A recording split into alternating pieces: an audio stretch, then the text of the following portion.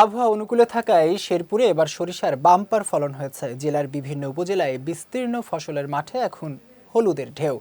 সরিষার এই ফলনে কৃষকের চোখে ফুটে উঠেছে আনন্দের আভা। শেরপুর প্রতিনিধি জিএম বাবুলের পাঠানো তথ্য চিত্রে বিস্তারিত ডেস্ক রিপোর্টে। সরিষার হলুদ ফুলে ছেয়ে গেছে দিগন্তজোড়া ফসলের মাঠ। এমন মনোমুগ্ধকর দৃশ্যের দেখা মেলে শেরপুরের সদর উপজেলার কামারেরচর ইউনিয়নে। আমন ধান কাটার পর পতিত জমিতে সরিষা চাষ একটি লাভজনক ফসল। কৃষি বিভাগ কৃষকদের বিনামূল্যে বীজ ও সার বিতরণ এবং আধুনিক পদ্ধতি নিয়ে প্রশিক্ষণ দেয়ায় চাষিরাও উৎসাহিত হচ্ছেন এর আবাদে। শেরপুর জেলা সদর সহ ৫ উপজেলার মধ্যে সবচেয়ে বেশি সরিষার আবাদ হয়েছে নকলা ও শ্রীবর্দী উপজেলায়।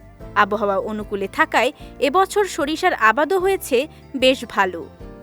ইরির আবাদ করি, বাওয়ার আবাদ করি, এর মাঝামাঝি শস্যের আবাদটা করি। এটা ফসল হলো একবারে কম দিনের ফসল। এটা খুব লাভবান, এটা খরচ কম, ইনকাম বেশি। 3 কুর জমি আমরা সারা বছরই 3 কুর 4 কুর 5 কুর আমরা এভাবে করে শস্য করি। শস্য আঙ্গুরে মনে করলাম যে অল্প টাকায় অনেক টাকা লাভবান। শস্য ফসলটা অনেক লাভজনক ফসল, অনেক উন্নত ফসল। এগুলো আপনার বিভিন্ন ধরনের জাত আছে।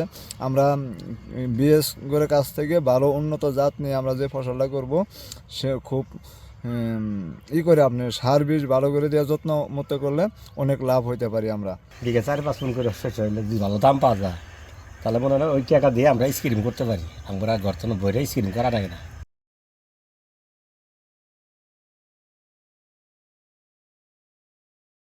সরিষা আবাদে কৃষকদের সব ধরনের সহযোগিতা দেওয়া হয়েছে বলে জানালেন এই কৃষি কর্মকর্তা।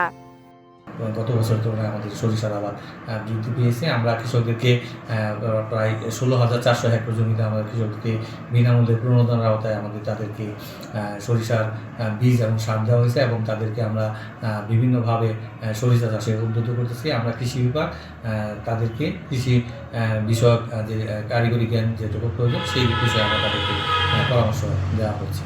চলতি বছর জেলায় সরিষা আবাদের লক্ষ্যমাত্রা নির্ধারণ করা হয়েছে 19,225 হেক্টর জমিতে, আর অর্জিত হয়েছে 19,264 হেক্টর। বিজয় টিভি নিউজ ডেস্ক।